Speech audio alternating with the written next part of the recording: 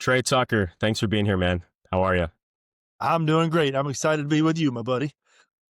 Appreciate it, man. Yeah. So before we dive in, I know we have a lot to cover, but you are officially guest number one for the pod. How do you feel? I feel like it's only going to go up from here. You can't get any lower on the freaking bottom of the barrel. So yeah, I may as well be the be the warm up act. Absolutely. Thank you, man. So before we dive in, I want to give you a brief introduction for the people who don't know who you are. So Trey Tucker, you are a licensed therapist with over a decade of experience, mental health expert, keynote speaker, and host of the Rugged podcast. You've amassed a social media following of over 1 million followers across all platforms, and you hold a master's of business administration. And before transitioning to counseling, you worked in marketing in the corporate world. Is that correct? I did. That's a totally different type of world, but I learned a lot of stuff, and I'm glad I did it. I learned great. Mainly, I met great people that were awesome influences on me. And you hold specialized training in areas such as anxiety, trauma, relationship communication, sports psychology, identity, and purpose. You also are certified in eye movement desensitization and reprocessing, as well as neurofeedback. Could you tell me a little bit about neurofeedback? I don't know too much about it. Yeah, I always look for things that are gonna hit the subconscious part of the brain because a lot of talk therapy, really all talk therapy, it just hits the front of the brain, which is the conscious part. But the roots of our issues are really in the back of the brain. And talking is great, but it just doesn't really get the root of the issue out completely. So neurofeedback is just one of the ways that you can get to the subconscious part. And it basically is Yeah. is a technology that gives your brain rewards for going toward a path that's helpful and healthy, and then takes away that reward if the brain slips back into the bad habit. So there's these training protocols basically. If you were in a weight room and you were trying to hit biceps, if you were doing the form correctly, your coach would praise you. If you were doing the form incorrectly, your coach would correct you. And that's what's going on here. So let's say you're trying to train down anxiety in your brain, in other words, train your brain out of the habit of anxiety, it's going to have this screen in front of it, and you're choosing a movie or a show or whatever to watch. And it's your choice, whatever the movie or show is, so that it really isn't a reward. And Okay. if your brain is doing the right thing, like the non-anxiety thing, the show stays on. If your brain slips into the anxiety side, it cuts the show off. And so subconsciously, your brain is figuring out like, what do I got to do to get this show back? Because I want the reward. And Hmm. if basically you do it hundreds of times, really thousands of times in a 30-minute session, and you're not actually able to consciously do it because it's switching in little microseconds, but by the end of the session, you're exhausted because your brain Okay. is overtime under the surface trying to get it right. And as you do more sessions, you start to realize like, oh, the show stayed on longer this time or more often this time than last time. So subconsciously, your brain learns that habit. That's I know that was not a short explanation, but that's the simplest way you can. No. Yeah, no, that makes a lot of sense. I didn't know there was a lot to uncover there. So that's awesome. So I want to dive right into things because I believe there's a lot to unpack, and I know you and I see eye to eye on a lot of things about life. But first, I do want to paint a picture of the transition from the corporate world to the space that you're in now, as well as the work you do now, and if whether that was a big catalyst for the transition or if it was kind of a culmination of factors over time that kind of slowly pushed you into the counseling and mental health field. Yeah, even before I went in the corporate world, I knew I had an interest in psychology. I don't think I had the name for it. I don't think I labeled it an interest in psychology. I just knew that I love to hear people's stories. I love to listen more than talk. I love to figure out what made people tick, like what made certain people successful and other people that had huge crashes. What caused that? I was always fascinated by that. So I was always reading biographies or watching documentaries on people. I remember when I was a kid, my mom loved Elvis, and so I loved Elvis because of that, and, he had this meteoric rise and then this equally cataclysmic crash, and so that was one of the things I always fascinated, it was like, I loved his music, I loved his performing abilities, his charisma, and as I got old enough to realize, like, okay, he crashed and burned, what caused that? I just started reading everything I could, and it just kept going from there, and I remember even in elementary school, people would open up to me when I wasn't even trying to get them to open up, and they kept doing that all the way through high school and college, and Yeah. but I wanted to try the corporate world first just to see what would happen, and, I learned a bunch, like I said, I met great people, but it came down to one word, it just wasn't fulfilling, and I needed something bigger than just lining my own wallet with money or contributing to the bottom line of a corporation. There's nothing wrong with that. I just needed Sure. I needed something, I don't know, something, deeper than that in terms of a satisfaction and fulfillment. Um, so I actually moved first into education, and then the students kept bringing me issues that I wasn't trained to help them with, so I went back counseling masters after the MBA, and that was a slow process, long process. It took about 5 years, but, when you're messing with people's heads, you better know what you're doing, so I, um, I slowly got that done as I was just in the education world, and I still am in that world because I mean, Right. even with all the cool stuff I get to do with the social media side of things and the Hmm. books and the interviews and stuff like that, there's still nothing more fulfilling than sitting with somebody one-on-one and walking with them through whatever it is they're going through. So Absolutely. I hope I never lose that chance to do that with people. Yeah. I was watching one of your, you were a guest on another individual's podcast, and you were talking about how a quote unquote bad day in the world you're in now is nothing compared to a bad day in the corporate world. That's right, buddy. That's right. I mean, I'm so grateful for so much of my life. I think I was telling somebody earlier, like, as you get to the end of the year, you start to look back on the year that has been, and you start realizing, like, okay, how am I different? How am I same? Yeah.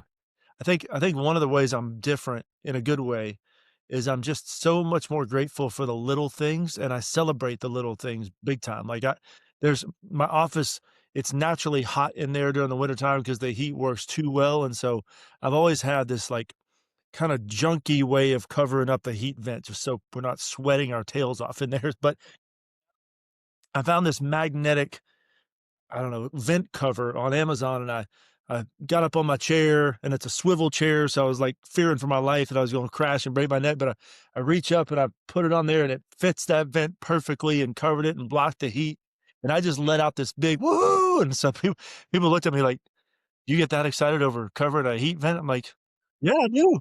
This is big. This is good." So, like, I just realized Absolutely. I'm so much more in the moment and just celebrating the little things, and it's made a huge difference. I don't even know how I got on that story, so that means you're a good question asker. That's awesome, man. No, I think seldom do people take joy in the little things. I mean, I know I literally these days get joy in, you know, reading a good page in a book or having a coffee, and that is the best feeling ever that I can actually obtain joy from that, where most people need, you know, a Mercedes or all this stuff, material things, to obtain that level of joy, unfortunately. Um, Yeah. Well, and but I'm fallen into that trap too. I'm just, you know, right. I always wanted a truck, and I got one like 5 years ago, and at that the high of that lasted probably about a month. I mean, I was really feeling that high, and then Yeah.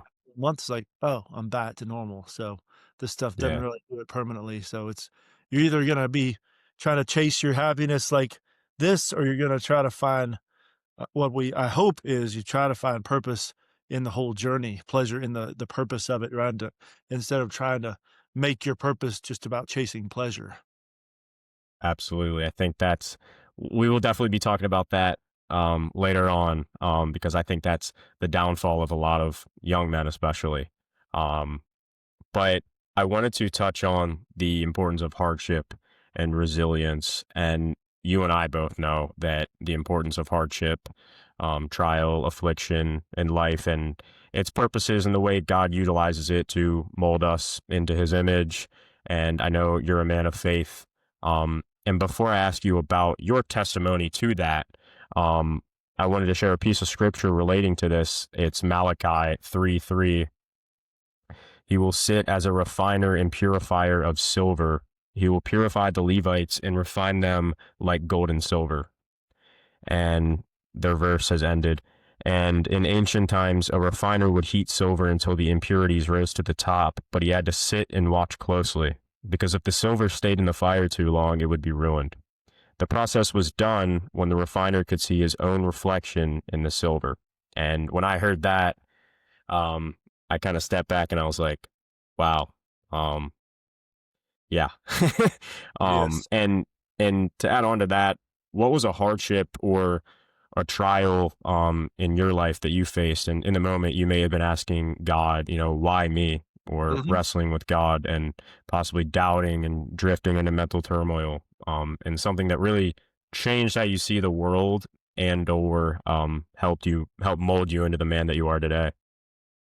Yeah, yeah. Well, first of all, I love that metaphor of the refining and the fire and the silversmith or whatever it was. When can he see his own reflection in it? That's when he knows it's done. It reminds me Yeah. there's a bunch of metaphors like that in a devotional that I started reading a long time ago. It's called Streams in the Desert, and I'm so thankful I read that Yes. early on in my walk. And it's I I read it when I wasn't going through a tough time. Oh, he's reaching for it. There it is. So, I read that when I wasn't going through a hard time, so it really prepared me for the hard times because I always heard from other people they were coming, and, I'd been through tough stuff, but never anything just really life-changing, so, uh, that devotional helped me have a foundation for how to handle it, and it just let me know it's not just coming at me, but I'm also gonna make it through, and I'm also gonna become stronger for it, and so I've been through about 5 what I call hells on earth in my life, Okay. and I would never wanna go through them again, but when I Hmm. look back, I'm really thankful I went through them. So, they some of them were my own fault, and some of them they weren't my fault, they just happened. So, I'll let you pick. They fall really into 3 main categories. It's Hmm. breakups, betrayals, or deaths. So, you tell me you wanted a story, so I'll let you pick whichever category you want the story to come from. Breakups, betrayal, or death. Let's let's touch on death, because I feel like you can kind of tie grief of some sort into all three of those. So Yep. Yeah, so these are the two of the hells on earth that I didn't cause. They're not the death of my parents, and they died at separate times. Excuse me, my protein shake is not going down the right tube. But they died at separate times. My dad died in a car accident, and my mom died of cancer. And when my dad died, it was such a shock, and I've started posting about this now because I wanted people to see that grieving happens different for everybody and that men grieve differently from certain people from others, and most of the time, as long as you grieve, there's no wrong way to do it. The only wrong way to do it is not grieve. But, yeah, when dad died, I didn't cry for days because I was just in get it done mode. I had to plan a funeral and deal with all the financial aspects and the medical aspects and write a eulogy and take care of my mom and check on my sister. And it is exhausting how much work has to be done when somebody dies. And so I couldn't cry. I couldn't feel anything. I just had to put my head down and go. And finally, when I got through all of the initial just chaos, then I finally sat down and I thought, like, there is so much that needs to come out, but I don't know how to get it out. Like, I could feel it. I could feel the anxiety and the emptiness, and I could feel rattled like somebody had just punched me in the back of the head, but I didn't know how to actually allow some of this stuff to come out. I knew from counseling training that it needed to come out, but hmm. I didn't know how. So I just thought, well, you know what? I'm going to sit down for 30 minutes a day and just let whatever needs to come out come out. So I sat down on a chair every time, and it didn't look the same every day. Sometimes I would sit down and look at pictures of dad. Other times I would write him a letter. Other times I would just sit there and just think or cry, if tears needed to come out, I let them out. Like whatever needed to come through, I let it come through. I kind of made a deal with the grief. I said, whatever you need, whatever needs to come out, whatever needs to be processed, I will process it. I will let it out. Now, I can't promise you that I'm going to do it right in the moment when it feels like it needs to come out because you still got to carry on with life. But I made that deal. I let that part in me that needed to be grieved and processed. I let it know, like, yeah, I will do it. And so after about a month, I started feeling not anywhere near normal, but I felt like I was I don't know, I was through the toughest part. And then of course all the firsts happened, the first Christmas, the first birthday, everything that ensues in that year following a loved one's death. Um, but I hate to think what I would have done if I just stayed in just soldier mode, just getting everything finished and accomplished and never actually taking the time for grief. I don't know what I would predict I would have done. I think probably something pretty self-destructive if I had stayed in that mode. So I'm so thankful I let the grief come through. Sure. Yeah, that's grief is, in my experience, something that, I mean, like you just touched on, you can't run from it. Whether that's losing a loved one, a breakup, a friendship, being torn apart, you can't run from it because it'll catch up to you. Um, you can't you can't push it to the back or throw it in a bin.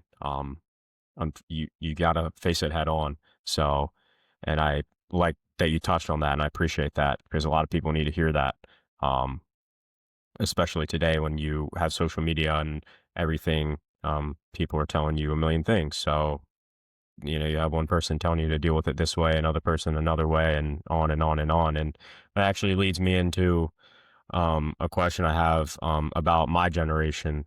It seems that my generation is, as you know, probably better than I do, so anxious and depressed. And I know I have my take on why this is, but I'm eager to hear what you have to say on this subject. And why are young men deep down, even if some of them try to portray that they're not, um, why are young men deep down so lost and depressed these days? And what can we do to combat this? You start you give me a question that should take years to answer, right? So uh, the first thing that I know that every man struggles with is this thought that, and I'm putting it in my own voice as if it's the voice in my head telling me, but the Hmm. thought is, I'm not good enough. And there's variations of that, like I'm not enough, I'm not man enough, I'm not rich enough, I'm not good looking enough, not athletic enough, whatever. But that idea of like I'm less than I should be because I see other guys out there accomplishing things or looking certain ways and I don't measure up, so therefore I must suck. Whatever, and everybody's got their own different language, but it's generally in that category. And so we spend so much time and energy trying to prove ourselves. Like I think of the money topic because you mentioned social media. There's so much crap out there. So many people lying about how they've gotten rich by age 23 and they're financially free. And then, if you're Yeah. 20 and you see that crap, you think, well, if that guy did it, why can't I do it? And so I should be able to do it. And so you start stressing. Hmm. It amplifies your insecurities. And what I've seen the most though is the guys that are hustling, falling into that hustle culture. And there's nothing wrong with hustling, but you got to manage the expectations about what you think it's going to do for you.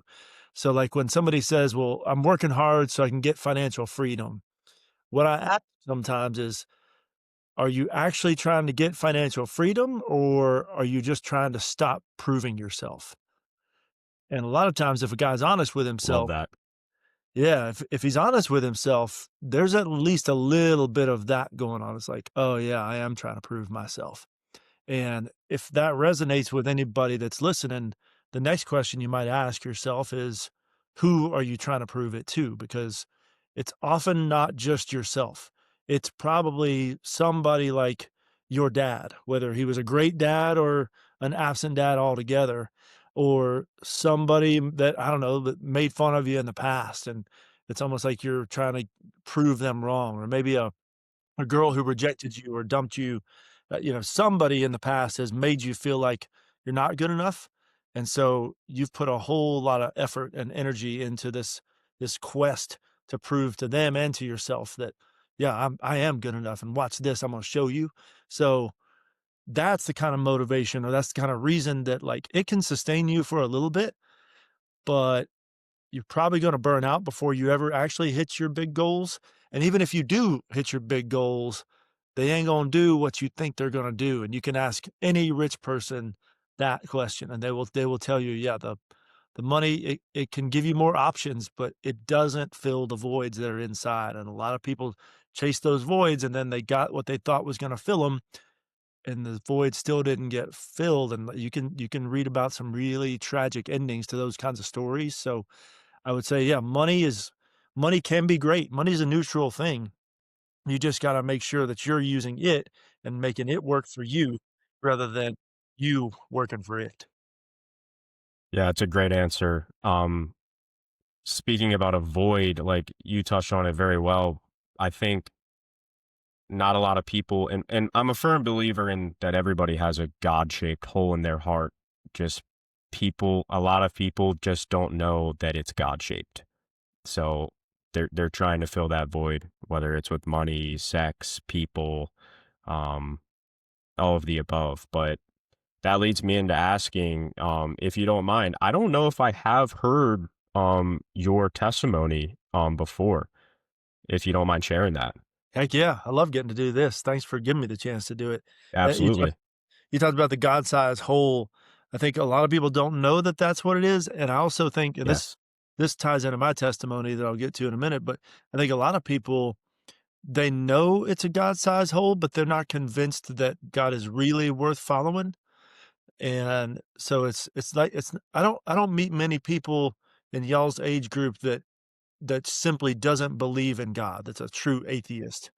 I meet more people that acknowledge he exists, but they think that he wants them to lead a boring life, so I gotta have all the fun I can, and then later I'll follow him. And, so it seems to me like more of a question of y'all gotta decide, is God actually worth following or not? Because nobody can make that decision for you. Um, Absolutely. so for Yeah. my story, I grew up in church. I knew all the right answers to the Sunday school questions. I, called myself a Christian because I went to church. I was a decently good person. And I thought, well, that's must be what it takes to actually be a Christian. So when I look back though, I didn't have an actual relationship with God. And when I say relationship, I mean like a two-way street where I'm talking to him and I hear him talking to me.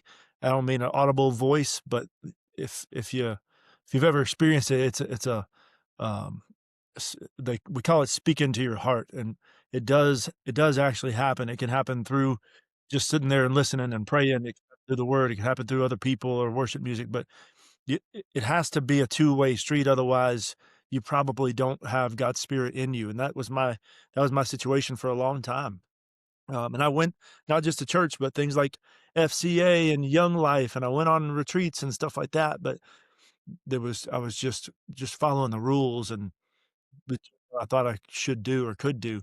Part of it was I didn't really have, I don't know, I guess enough maturity to really understand. Like I heard the gospel preached, but it's like I only understood that much of it. And as God opened my eyes, I was able to see like, oh, that's actually what Jesus did for us. So, um, Yep. get to college get to college, and I got tired of serving the God that I thought was there. In other words, I thought he just wanted me to follow the rules and not have any fun and just sit there and be all stiff and boring, and anyway, so if if that's actually who God was, then sure, I should have turned my back on him. I thought that's who he was, and therefore I did turn my back, but I had a totally wrong idea of who he is. So when I turned away from him, I thought, you know what? I'm gonna do whatever I want. And my, my struggles were never things, related to substance. That doesn't make me better than anybody. It's just everybody has their own kinda leanings toward different kinda struggles. My struggles was more in the hookup category. That was my, like, quote, unquote, "drug." That was the way I was trying to fill the insecurity voids in myself. I had a bunch of rejections in my past. I'd never had any, like, massive traumas, but I had a bunch of little T traumas, and most of them were in the category of rejections, and so I didn't know that at the time, but the first time I ever got real attention from girls, it temporarily filled those rejection voids from the past, and I was like, "Oh, well, I like that. I'm gonna keep going after that," and every time I would do the classic, what I now know as the addiction cycle. I would start feeling down here, down low. I didn't wanna feel low, so I start trying to hunt and hunt for the next girl, and then get the girl to say yes, get the hookup, and then slowly you start feeling like crap again, and then you don't wanna feel like crap anymore, so you start down the next hunting path, you get the next one, and it just keeps going through this cycle, but also that cycle, it was like it was wrapping a chain around me every time, and every time Mm, cycle, that chain got tighter and tighter, and I had no idea that it was really there, but that chain had me, and when I finally realized just how empty I was and how sick of myself that I was and how sick of this whole habit that I was, I couldn't change.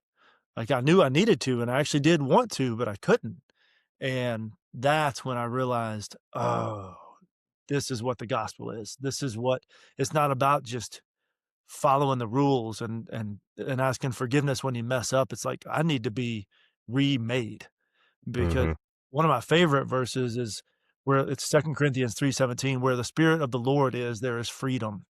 And also in second I think it's 2 Corinthians 5:17, says that we are now a new creation. The old has gone away and the new Yes. is here.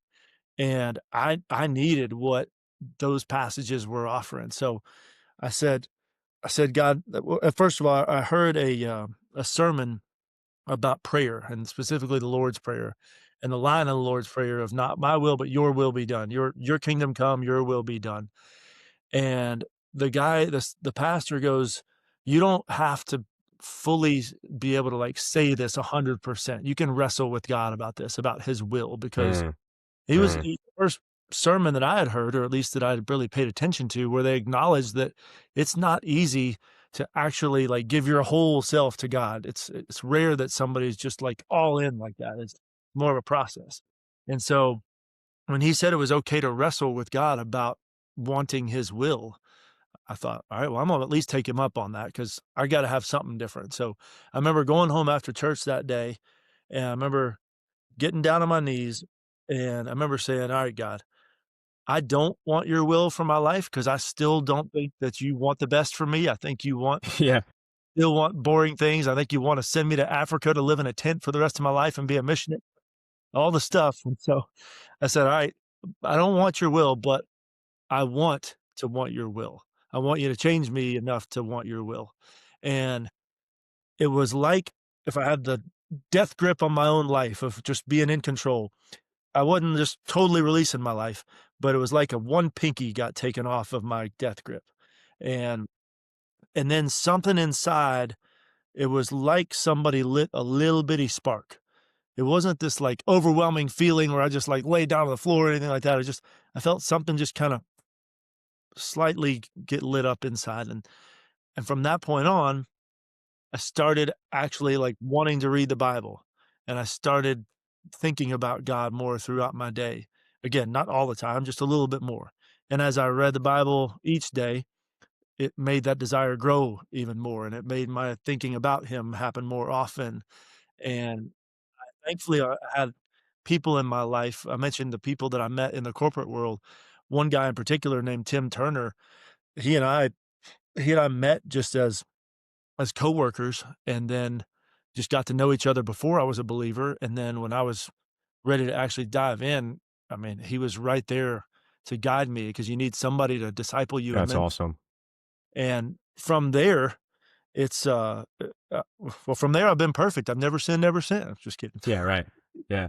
But it has been a much more fulfilling life. It has been a life worth fighting for. And it hasn't been easy because now I'm swimming upstream. Now I'm fighting against Yes. what culture tells us to do and things like that. But man, is it worth it. It's so worth it. That's awesome. Yeah, I mean, I obviously know you on a personal level, and I don't think I've ever heard your full testimony, so thank you for sharing that. Yeah. How old were you when that sort of you heard the sermon, then you had that moment? How old were you? I was 27, so it wasn't like I was a Okay. kid, and, I wish it woulda happened earlier. I coulda saved myself a whole lot of damage of all the stupid decisions. Um, so yeah, I wish somebody woulda come around and slapped me in the face and started dragging me into the better decisions. Yeah, I can relate. Yeah. Um, when you found Christ, how did that shape the way I mean, obviously, sanctification is a lifelong process, as we know, but how did it, like, sort of start to shape the way you approached work, relationships, your own philosophy of life? Yeah. It it let me know how do I put this into words?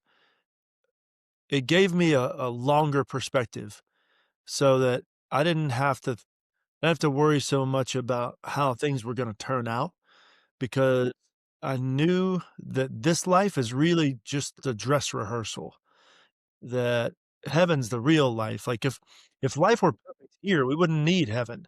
You know, catch myself even still complaining about, "Well, why do we have all these conflicts and trials and tragedies and like, why can't it just be better? Like, why can't it just be how we want it to be?" And then I realized if this earth were perfect, we wouldn't need heaven after all anyway. So I'm like, oh, okay. So my job while I'm here is to try to spread God's presence as much as I can wherever I can, and try to bring as many people along with me to meet Him and let them know it is worth it. And at the same time, realizing that, it's somebody told me one time, it's like a believer's job is to if you look at it like a clock and the hands on the clock, our job is to slow down the hands on the clock. Like, eventually, things will get worse and get to a certain point that it's unsalvageable, like in Revelation, and our job is simply to slow that process down, try to hold the hands of those clock back as hands of that clock back as much as possible. So it gave me, it gave me that eternal perspective and that sense of purpose so that I didn't have to get so worried about, like, what's my job title and who likes me and Yeah, how much money do I have? Like, all those things are definitely important, but it just put them in their proper place. sure. Yeah, having an eternal perspective has given me so much peace. And you were talking earlier about how I mean, I still wrestle with this to this day. Like, I mean, I turn on the news every day and there's something new that happened. Um, some new tragedy, some horrific incident, and I mean, it saddens my soul. Um, and I still 100%, I wrestle with it all the time. Timothy Keller says, I believe it was Timothy Keller, he says, there's a famous clip of him, and he basically is saying, if Jesus Christ got up and resurrected from the dead, then everything is going to be okay. And I was like, yeah, I mean, it is a crazy thing to think about that all of these horrific things we see somehow is all gonna work out. But yeah, before we wrap up, I do also want to touch on your perspective on why again my generation struggles with um not only depression, anxiety, but finding purpose and finding clarity in their purpose and calling. I know that's a lifelong thing, but what would you say to somebody who is just feels like they are in a box and they cannot figure out what they're supposed to do on this earth? I would say they're in an awesome spot because I'll take somebody who's in that spot any day over somebody who is convinced that the hustle culture, uh, the partying, or even just settling for small stuff. If they're like, Yeah, I remember a movie. Did you ever see Avengers Endgame? I did. Yeah, You remember the scene when Tony Stark he had figured out basically I forget the name of it, but there was whatever the technology was that was going to allow them to go back in time and fix everything.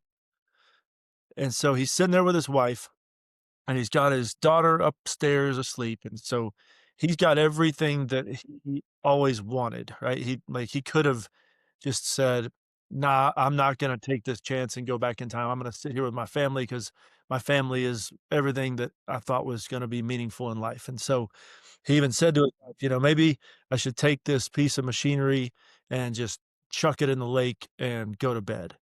And she goes, "But would you be able to rest?"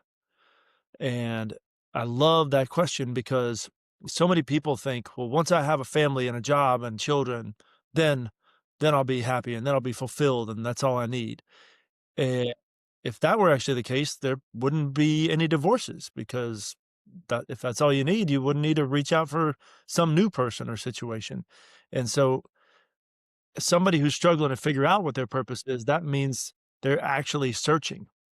Somebody who's not searching, somebody who's just settling, I'm like, I don't know how to help them because they're they're not thriving, but they're just kinda existing, and they think existing is good enough, and I don't know how to tell them. I don't know without beyond words how to help them experience that this it's actually more so much more that you could be experiencing, but instead of just the safe, predictable life that really doesn't actually mean anything. Like, you'll look back and you'll realize, like, "Oh, crap, my life counted for nothing."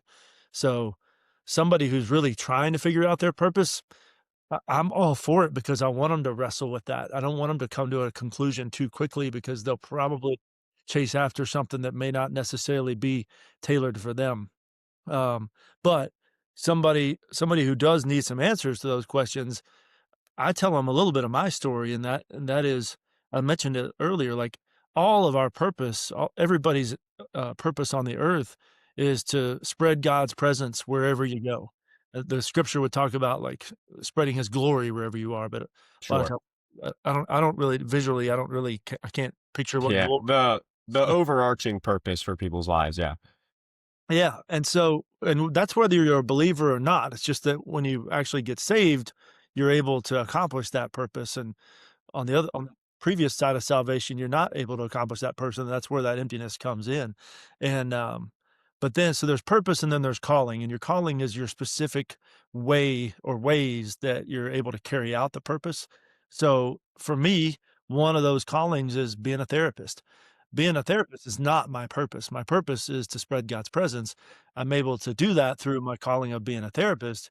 So I would say your purpose isn't really that hard to figure out. It's just what are the gifts inside of you and the experiences inside of you, and what are your personality traits, and what are the situations that you feel drawn to or that piss you off that you want to do something about.